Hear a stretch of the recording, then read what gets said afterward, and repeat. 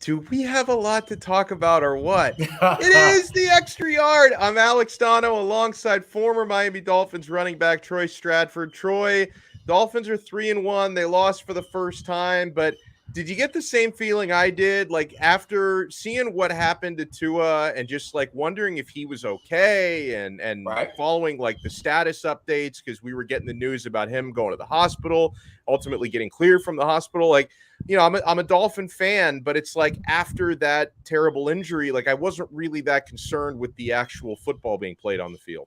Correct. And I think most fans are like that, where you see something so tragic happen in a football game. And whenever you have to see a stretcher being pulled out and they got to cart someone off, I don't know how the players continue to play the game. I really don't. Yeah. I've never been able to or play in a game and someone had to be carted off on a stretcher. So kudos to all the players that were out there, the fans, because listen, as a football player, yeah, you want to hurt your opponent, but you don't want to hurt them where they're really hurt. And this was an unfortunate situation because it took away from the football game, which we're not talking about the football game. We're talking about everything surrounding Tua and the doctors and NFL, the NFLPA. Changes are coming, and I knew that was going to happen. So we'll get into it throughout the show. You can ask me questions about what do I think. I don't think, when you're a professional, Donald, no matter what you do, no matter what industry it's in, you take pride in what you do, correct? Yes. Oh, 100%. Someone like a doctor who's going to put their reputation on the line to allow a player to go back out there and play, I just don't see that happening. So what I've been reading lately is... Can I stop you for 1 second? Because you asked me if I had any questions for you. My question is it possible to get closer to your wireless router? Because I'm starting to lose you a little bit. I'm starting to lose the connection a little bit. Let's hope so. Otherwise, I got to move into the house. You might have to move into the house. I'm sorry, because it's a beautiful view. It's a beautiful view, but you started to freeze on me intermittently. Okay. All right. You let me know if it's good. All right, I will. It seems like it might be a little bit better. It's a little bit blurry, but okay. So I do want to ask you this question, Troy. And I'm sorry to cut you off before, but you were freezing up a little bit. All right. That's all right. So okay, when you saw what happened to Tua, the tackle, the hit. Oh, let me go second time. Okay. But when you saw what happened to Tua in the Cincinnati game that led him to be carting off, was your reaction like, most of the people watching the game, the reaction was, this is the sequel to what happened to him on Sunday, that he wouldn't be in that precarious position where he was having the neurological response and the fencing position, that this is directly related to what happened against the Bills. Was that the way you saw it? I got to go back to, I never suffered a major concussion in a football game. So personally, I'm talking from a personal standpoint. And so when it comes to what happened week 2, I know you asked me about, what happened week 1? I know you asked me about week 2. But when he got up, I said, that's not good, because he had lack of balance. Right. But as a professional doctor, and what the NFL has set up and what the NFLPA have set up, so they come to an agreement, because there was major lawsuits that have been filed and paid over the years from how they used to treat players, former players back in the past. You would play with a concussion. You would go right back out there. And so when it comes to Tua, and listening to all of the doctors over the last few days, they talk about how dangerous it is to suffer 2 concussions in a short period of time.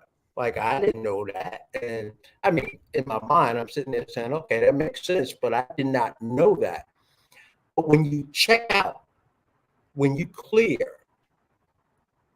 doctor's orders and their checklist to see if you could go back into a game, coaches are very reluctant to not put you back into the game because you've been cleared by a doctor. And so everything, and the way I understand it, is Tua cleared the protocol of what has been in place. So a lot of people want to blame the Miami Dolphins with what went on. Oh, they wanted to get him back in the game, so they coached the doctor to put him back in. That doesn't happen. I'm sorry. That doesn't happen. I think the neurologist or whoever checked him out, there had to be a scapegoat in this thing. You couldn't just continue the thing the ways they were. So he was the fall guy, and so he lost his job.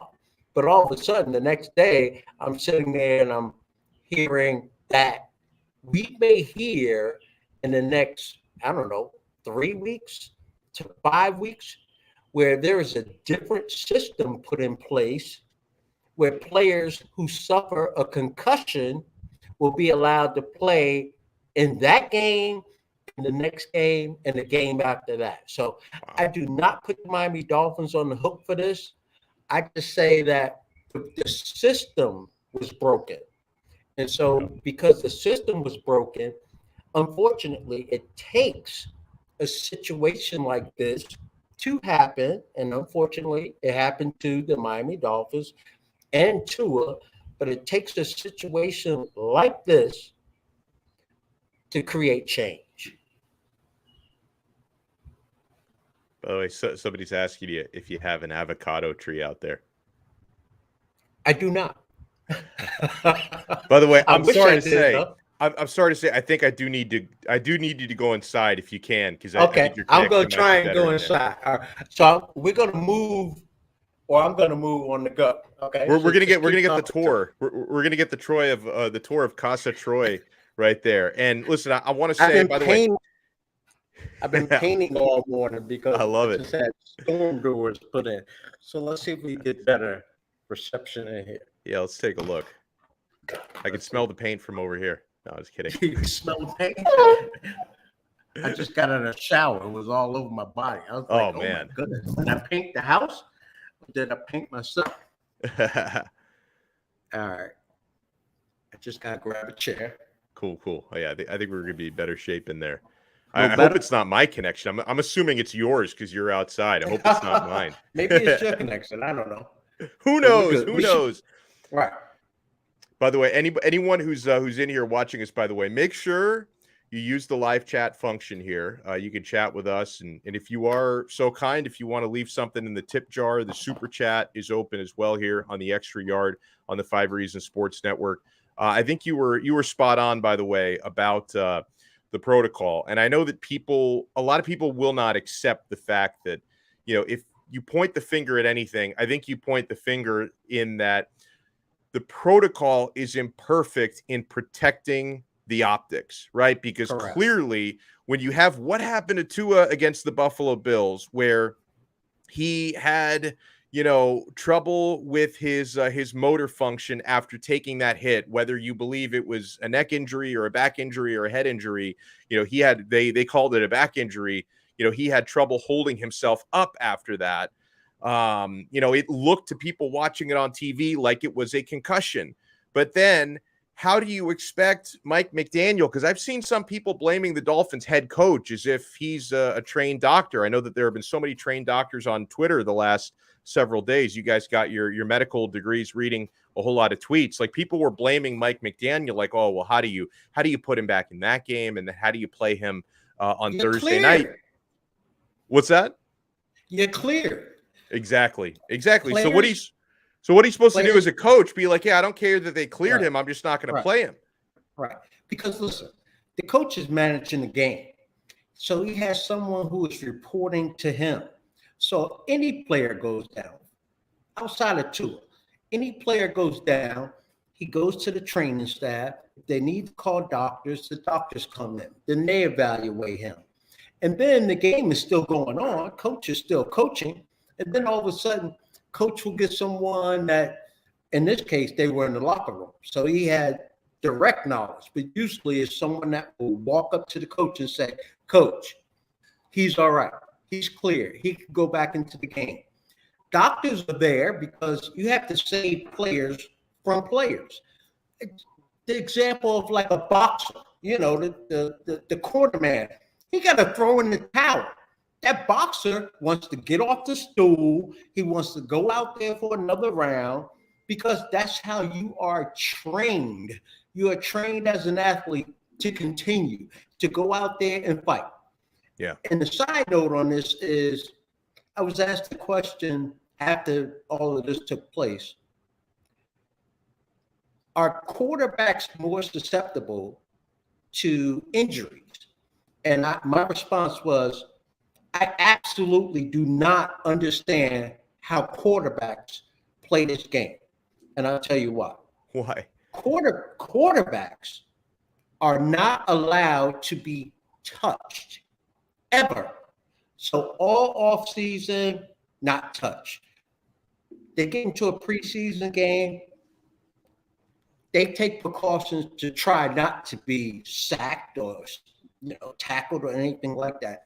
And I always wondered how a quarterback could sit there and take no contact whatsoever for months, from one season to the next season, and then you go back out there and you play a real game, and all of a sudden, you got people coming at you. You take a hit here or you take a hit there, because you will see throughout a football game, there are guys with head-to-head contact all the time, right? Yep. You see it like a running back. Who takes more? I don't know, offensive lineman maybe, but a running back, he takes contact hits to the head all the time, but his body has been conditioned to take those kind of hits. And I always said, man, quarterbacks, how the heck do they do that? They're not hit ever. And then all of a sudden they get hit in the game and they take that somehow, somewhere. It's like a civilian person, someone who does not play football, that gets into a car accident. They're laid up for 3, 4, 5 months. And, hopefully, people are all right in car accidents. But football players go through a car accident almost every single play. So unless your body is conditioned to take that kind of contact and that impact, it's just kind of weird. So when it comes to quarterbacks, because I'm sitting there saying, hit number 1, hit number 2. Okay, I can see that, but that happens all the time to running backs, offensive linemen. It just happens. So we got a quarterback situation going on here as well. We got a lot of questions coming in, by the way, on the live chat. 386 Finn asks, maybe a stupid question. There are no stupid questions here, especially when you're asking a medical question to non-doctors. There are definitely no stupid questions. Can a spinal injury be hidden on scans and images? Well, listen, I have had some back and neck issues, so I do have an idea as to what spinal issues like herniated discs look like on MRIs. Like you can only really read something like that properly on an MRI. And there are certain scans where you can see potential concussions, certain ones where you can't. So it's like any type of scan you get gives you different information, right? X-rays are better for some things, CTs are better for some things, MRIs are better for some things. So yeah, listen, you need to do a full battery of tests, right? And when they're looking for a head injury, obviously they gave Tua a certain battery of tests after the hit that he took against the Bills to determine if he had a concussion. They determined he didn't have a concussion. So I would find it very unlikely. I'm not exactly sure what you're asking there, but if you're asking us if they might have like missed a concussion, maybe this is not what you're asking, but if you're asking if he might have had a concussion in the Bills game and they somehow missed it, I would find that very unlikely because, Troy, they were looking for a concussion because Tua was being he was in the protocol. Like as soon as he got up and was wobbly and they took him to the sideline and they, took him into the locker room for tests before he came back out in the second half, they were specifically looking for a concussion. Maybe they weren't specifically looking for the back issue that he had at that point, but they were looking for a concussion. They determined there was no concussion there. After the first hit in the Buffalo game, and he got up and he was wobbly, I was like, uh-oh. But then I watched him walk to the locker room, and he looked perfectly fine. So I'm sitting here saying, okay, he suffered one of those little dings, which occur throughout a football game. You sit there, you get knocked a little bit, you kind of shake it off, and you get back out there. And I sit there, and there's a pattern or a history of guys who suffer a concussion in a game, and a week later, 2 weeks later, they still are suffering effects, like they have headaches, they can't practice. Tua had none of that. So I don't know what it is. Like, I'm not a doctor. I stayed at a Holiday Inn last night, but I'm not a doctor, right? I don't know how to explain that. So I sat there and said, there's no way that he's coming back into this game unless he passes a battery of tests, as simple as, where are you? What day is it? Who are you playing? I played with guys who cannot answer those simple questions. And evidently, he was able to answer those questions. So then we go to the Cincinnati game, and I find out afterwards, because I'm having conversations with friends, and I go, Tua's probably still in Cincinnati. There's no way when you suffer a concussion, do they allow you to fly back? I played with guys who suffer concussions in games on the road, and they could not fly back with us because they wouldn't allow them because of the air pressure inside the cabin, would just like really rock their head, like major headache, major pain. And so guys had to stay an extra day in the city that we played. So when I found out that he got on the plane, I go, what is going on with Tua? Like, he's recovering. Like, yes, he's getting dinged. He is suffering concussions, but for some reason, his body just kind of responds to it and kind of keeps going. So this is a very tricky situation, very tricky.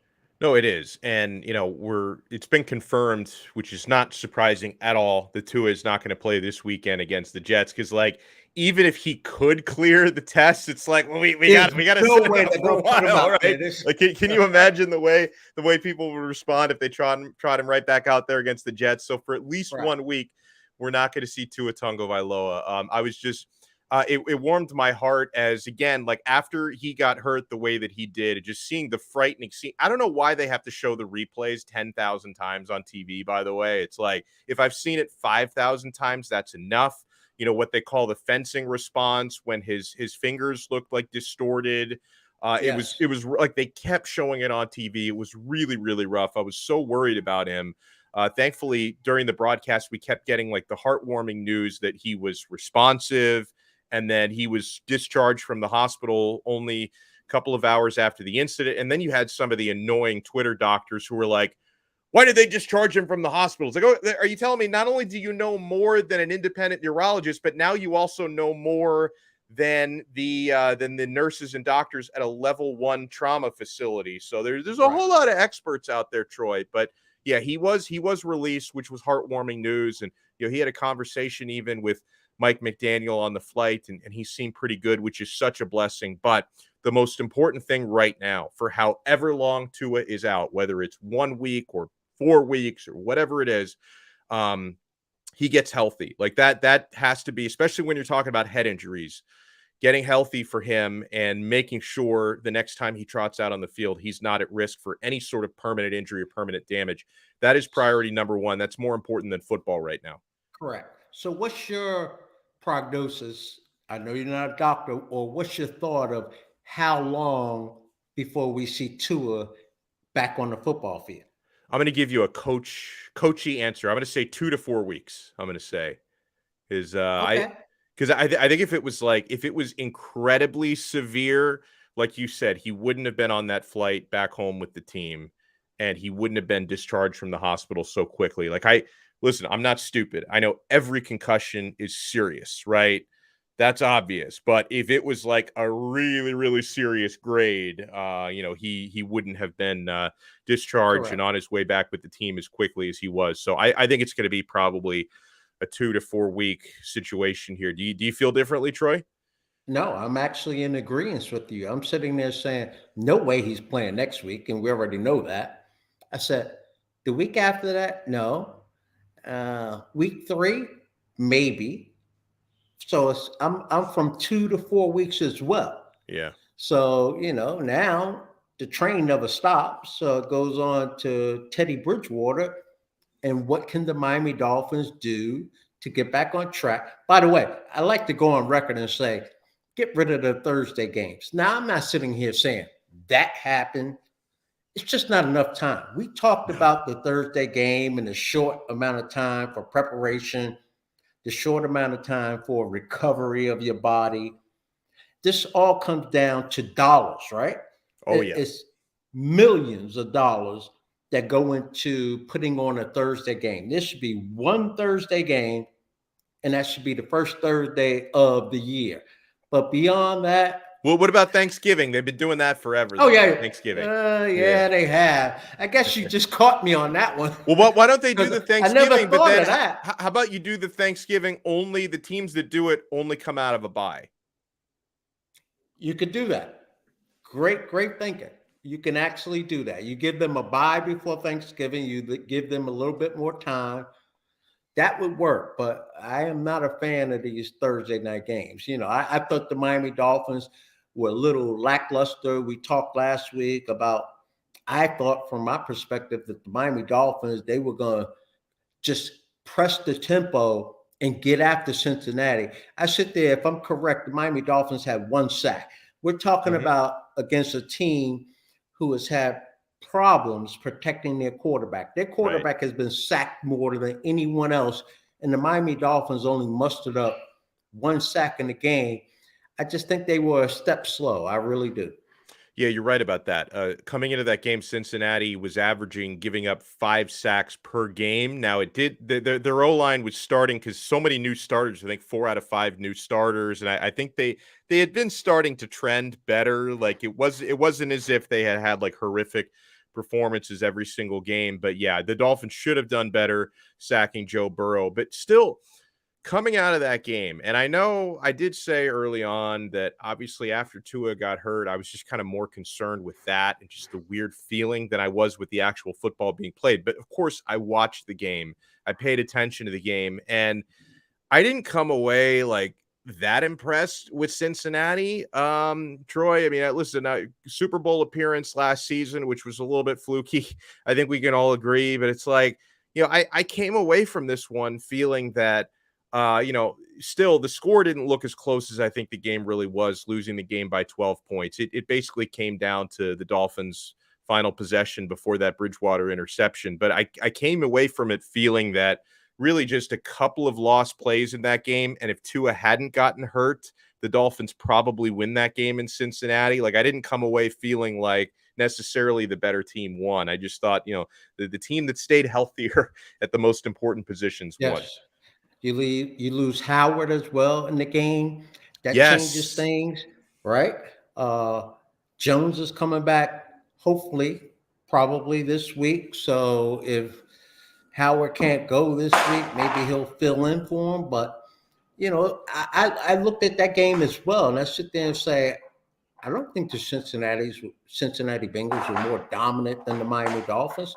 I just thought the Miami Dolphins shot themselves in the foot, and then you had the injury to Tua, and so now you're going to make this adjustment. I think the biggest adjustment, and I know they've been practicing it all along, but the biggest adjustment is we're going from a lefty quarterback to a righty quarterback, and I really always wondered, how do you set up your team like that where you have a lefty and a righty, or a righty and a lefty? Like if my starter's a lefty, I'm gonna try and find another lefty to back him up, so you don't have to change things. So it'll be very, very interesting to see how the offense changes next week when the Miami Dolphins all of a sudden have a righty throwing quarterback as opposed to a lefty. And I want to talk more about that situation heading into this weekend against the stinking Jets. Oh, I love beating the Jets. I want to get that Jets done. are playing all right. Yeah, they're playing all right. I want to remind people, though, we are proudly brought to you by Prize Picks. Oh, my goodness. We are having so much fun winning money. It really enhances the experience watching games when you're signed on to Prize Picks, prizepicks.com or the Prize Picks mobile app. By the way, make sure when you sign up, and if you haven't signed up already, I hope you're getting the FOMO because you've been missing out on a lot of fun. We're already, 4 weeks into the NFL season. When you sign up, use our code 5, F-I-V-E, because they're going to ask you, do you have a code? And you do, F-I-V-E. They're going to double your first deposit up to $100. You deposit $100, they're going to throw $100 free in your account. Play with that money. You're going to get some mileage out of that. So at Prize Picks, you simply select 2, 3, 4, or 5 players. You do multiples. It's like parlays. You predict if they're going to go over or under their stat projections, and you win real money when you get these right. Oftentimes, I don't have the balls to do a 5-teamer. If I want a 5-teamer, I would be making it rain at all the clubs in town. I do, you do 2 or 3-person plays, right? But the 5-teamers, if you hit one of those, you are living good the rest of the week, man. So a couple, Troy, for Monday Night Football tonight, you've got Matthew Stafford. His over-under for passing yards is 250.5. And my guy my Garoppolo, who's running out of the back of the end zone last week, his over-under is 215.5 passing yards. So 250.5 for Stafford, 215.5 for Garoppolo. What are you thinking there? Because I'm already going to tell you Jimmy G under. He looks like a bum so far this year. I have to slide in a disclaimer here. Whatever I say, you should go opposite. Because this is not just this year. Donno, it is laughable how what I pick, the opposite happens all the time. Oh, no. Are you becoming a mush? I'm a mush. If that's what the definition represents, that's who I am. Because so many times I sit there, like I had one last night, and I had Bassett pitcher for the Mets. I wanted him to go over because it's a strong, solid pitcher. Under. I lost on Sunday because Ezekiel Elliott had to get 55 yards. He finished with 51 yards, and I had one of those 14 bets out there. I lost that. So there's always one that goes the wrong way with me. But those two that you just put out there, I think both quarterbacks go over. Garoppolo, I think Garoppolo is a very serviceable quarterback. And as long as they can protect him, I think that he will throw, because I believe that the Rams will put some points on the board tonight. And so he's going to have to throw the ball a little bit more than he may want, or more than they want him to throw the football. So I am going to go over on both of those.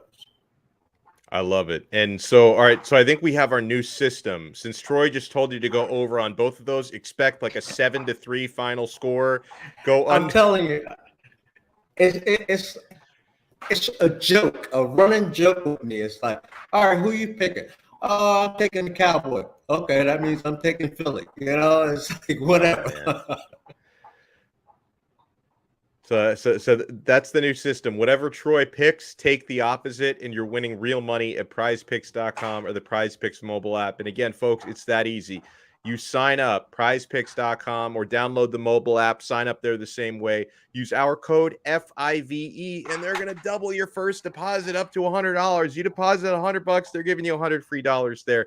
Prize Picks truly is daily fantasy simplified. Oh man! So we have Teddy Bridgewater, starting this weekend. I'm glad that people were writing this in the chat, so I don't forget, because I was very excited when I saw this. So the Dolphins are, as of 20 minutes ago, as of 3 p.m. today, they are signing former preseason MVP Reed Sinnett to the practice squad, who just lit it up in the when he was a Dolphin up until last year. He lit it up in the preseason, got poached off the Dolphins practice squad last year. So the Dolphins now have in their quarterbacking rotation, they've got this year's preseason MVP, my guy Skylar Thompson, last year's preseason MVP, my other guy Reed Sinnett. I'm kind of hoping Bridgewater just goes out there and throws a couple picks so I can get Skylar on and maybe get some Reed Sinnett and mop up duty. Like I'm loving this, Troy. Two of my favorite preseason All-Stars from the last couple of years are both quarterbacking my Miami Dolphins. I'm just hoping that Teddy Bridgewater remembers the old Teddy Bridgewater, because a lot of us forget, but Teddy Bridgewater lit things on fire when he first got into the league. Unfortunately, he suffered a nasty injury and he hasn't been the same since then. So I'm hoping that Teddy Bridgewater, I love now the fact that the Miami Dolphins played on a Thursday, so he has a little bit more time to get prepared. There is something about being a backup quarterback and you're thrust into a game because of an injury. You know, things come at you fast. But now you get an opportunity to take a step back, get your mind right, prepare a little differently for the next upcoming game. The game plan is kind of geared around you. So you think that the Miami Dolphins and Teddy Bridgewater in particular will be able to make the adjustments and he will be able to play well. I know we fall in love with, you know, the backup quarterback, the young quarterback in training camp that does well. He's not playing against the best competition. Now, I stand corrected because on last week's show, I said Cooper Rush, they would probably figure him out. And Cooper Rush is one of those anomalies that's sitting there saying, boop, boop, like, okay, Troy, you think so? I'm going to go out there and I'm going to win 3 games in a row. But that goes back to the Miami Dolphins, or the Dallas Cowboys, that is, because when Dak went down, everyone was clamoring for them to go sign someone. Right. And they were sitting there saying, no, we're all right. So you have to trust in the team that, because they see these guys all the time. They see them in practice. They see them in meetings. They see how they carry themselves. And when a team makes a decision, and no, teams are not always right, you got to roll with the team. In this case, yes, Miami Dolphins, they need a little bit of depth there, but I'm going to go with Teddy Bridgewater and think that Teddy Bridgewater is going to get the job done. You got to remember about Teddy Bridgewater, right? Teddy Bridgewater, I can remember doing some of his high school games. I did Teddy Bridgewater high school games, and I did Lamar Jackson's high school games as well. I did both of them. And I can remember going to do those games, and you had the little meeting with the coach, and there were no two. It was one of them. The third athlete that had superlatives thrown around their name was Fred Taylor's son. Like they were just going bonkers over him as well.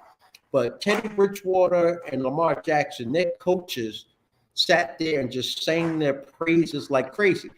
And Teddy Bridgewater is in this situation, right? He's had a rocky little career here at the end now.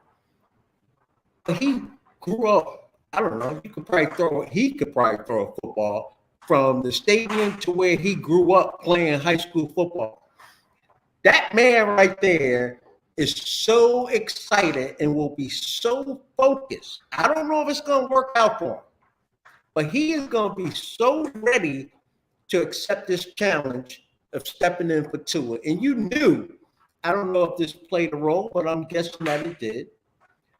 Coming home, once you had the opportunity to leave, or you were looking for a team, coming home to play for the Miami Dolphins and playing in your backyard, I mean, if that guy is not ready to play, something's definitely wrong with him. And into his career, this will be the last stop if he does not perform well. And he knows that. So it'd be interesting to see how he performs.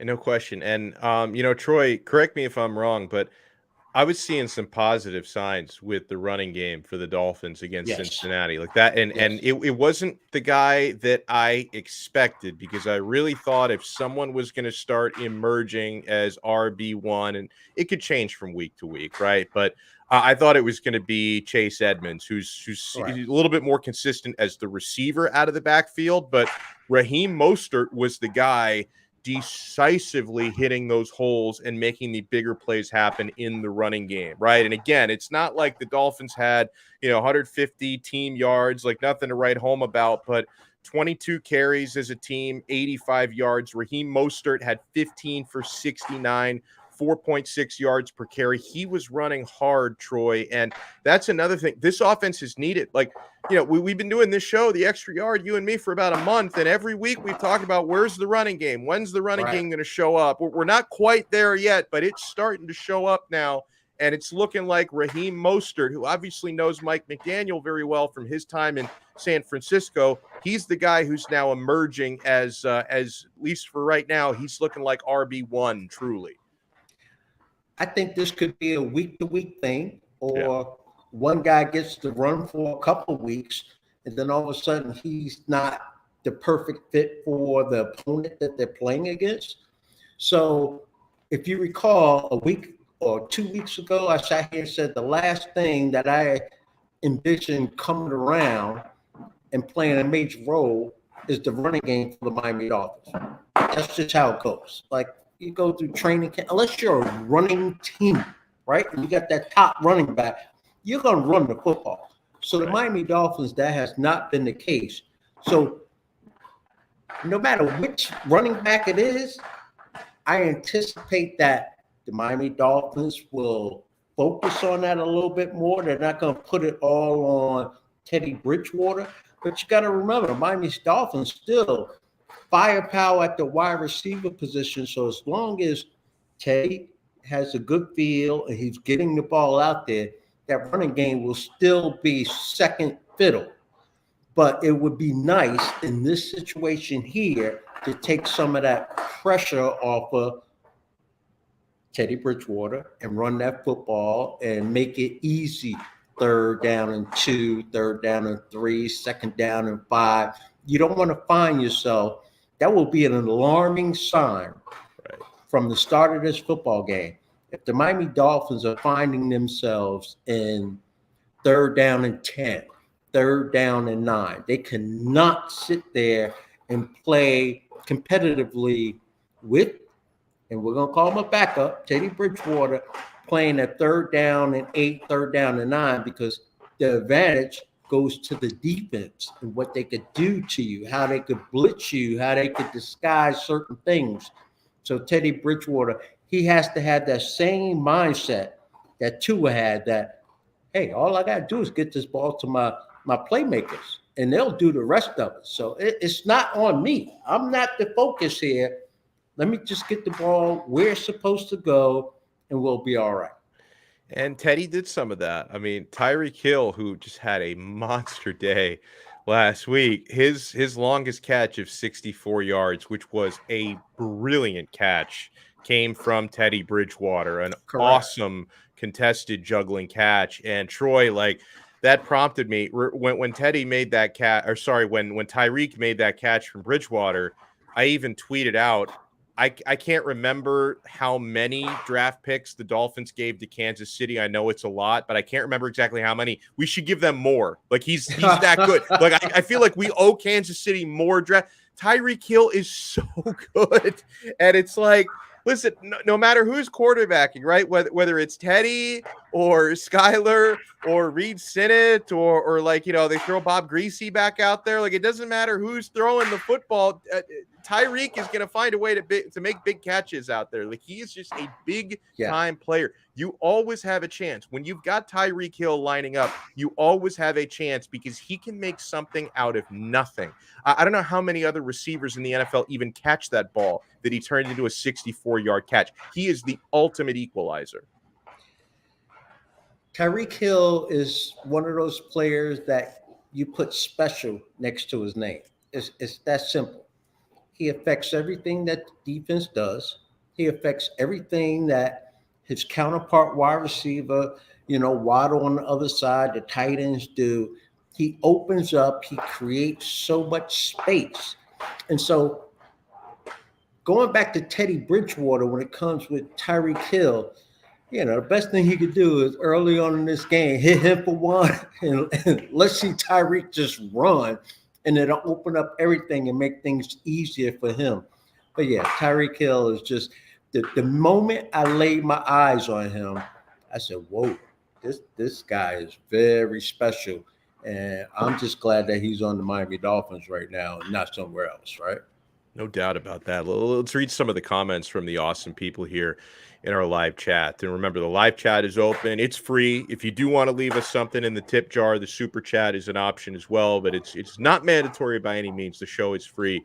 Alex M says, bust out the Wildcat. I mean, well, listen, nothing wrong with getting creative, Troy. And we know McDaniel's a creative guy. And when you're playing with a backup quarterback for the foreseeable future, it wouldn't surprise me if the Dolphins get a little creative. Well, whether it's the Wildcat or just some other flea flickers and all that, wouldn't surprise me.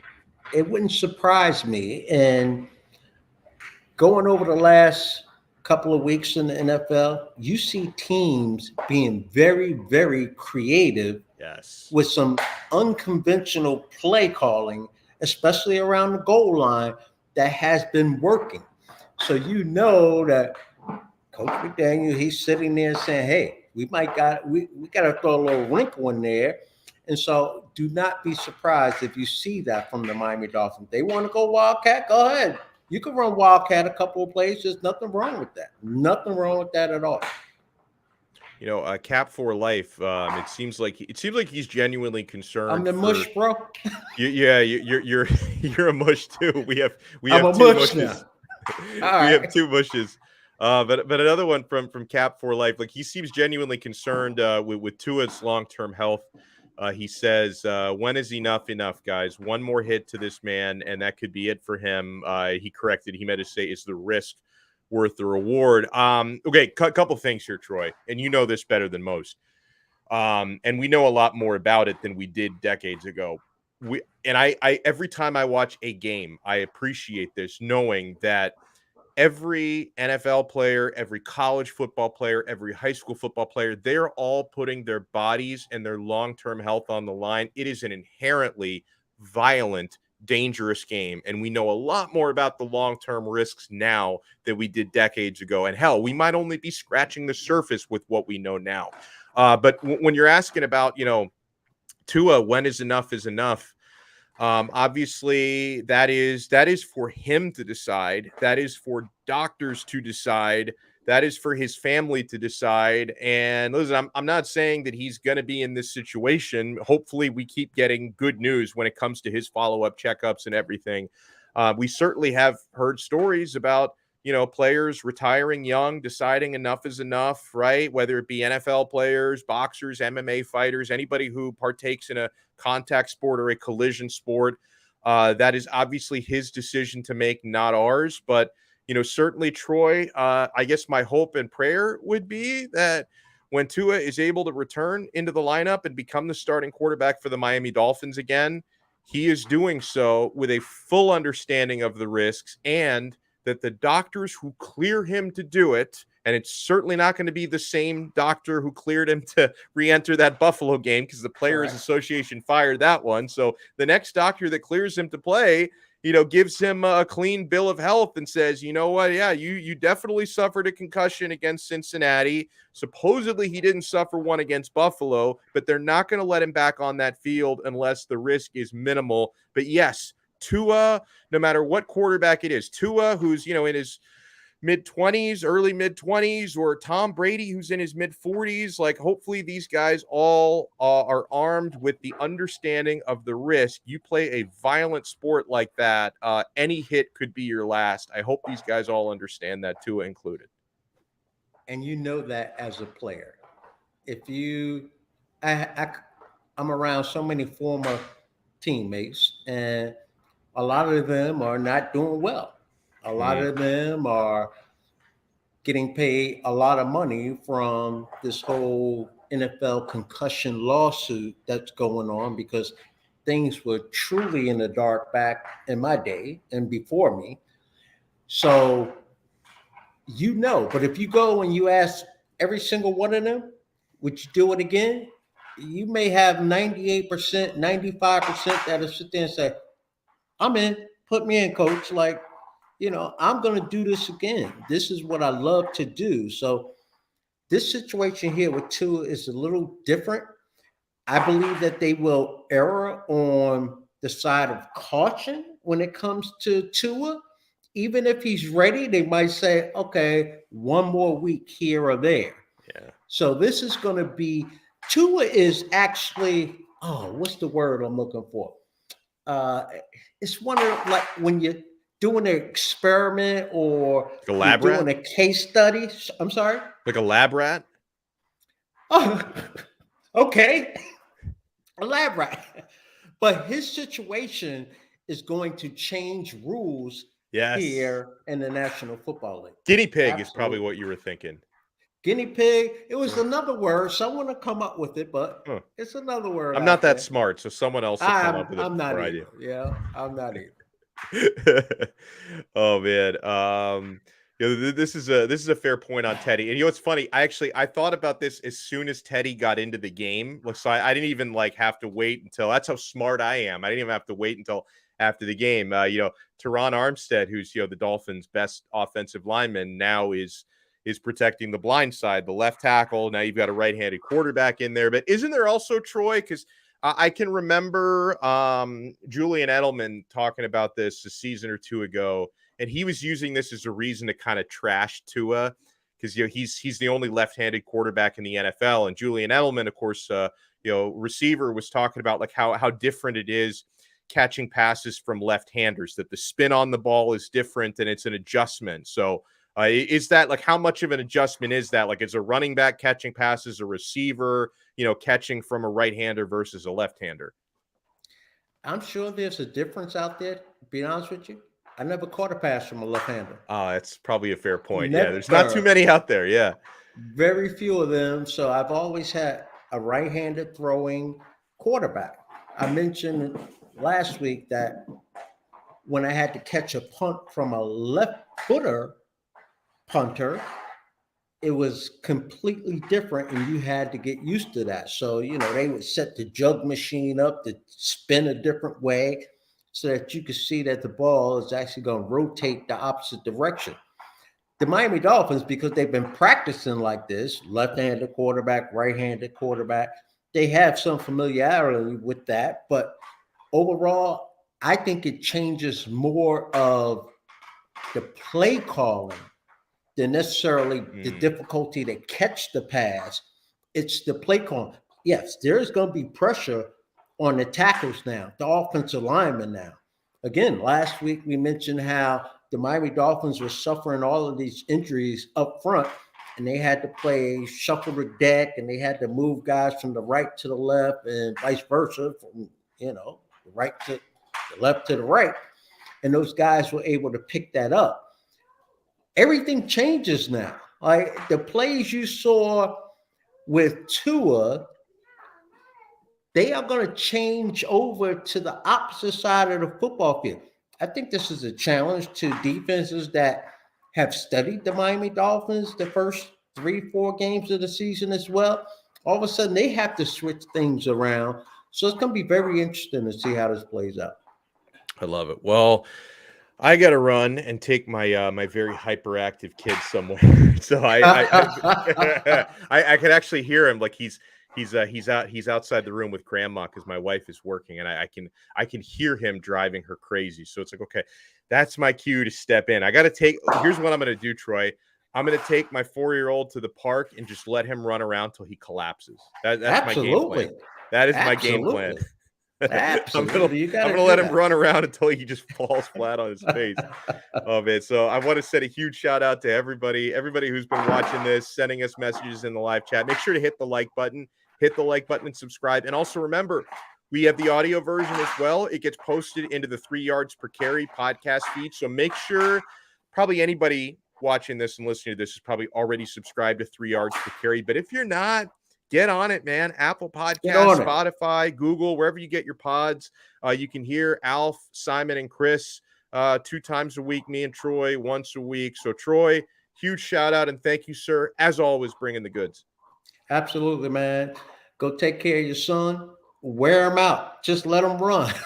He's just going to end up wearing me out. Like I'm going to take him. I'm going to take him to the park. And I'm just like, it's not as hot today, thank goodness. But I'm so washed. I'm just going to get like hot at the park and he'll be running circles around me. He'll be fine. I'm going to be the one who ends up like needing an IV after this situation is over. Donald, I remember when my son was that age, 4 years old, 5 years old, and he always knew what time bedtime was. And this is once daylight saving changes, right? So it gets dark earlier. And so no lie on this. I said, I am done. I used to go around the house, change all of the clocks, make them an hour early and say, look at the clock. It's bedtime. And I had an extra hour without just put that in your back pocket. So you did your own daylight savings. That's fantastic. Absolutely. Especially once, it changes and it gets dark earlier. Oh, man. Start teaching him to look at the clock and see what time bedtime is. Oh. And then when it gets dark around 4 o'clock, you could go, hey, look at the clock. These are the tricks of the trade. I'm so thankful. Troy, thank you so much, man. We'll do it again next week. I'm going to go change my clocks. Huge thanks, everybody. We'll talk to you again next week on another episode of The Extra Yard on the 5 Reasons Sports Network. See ya. Later.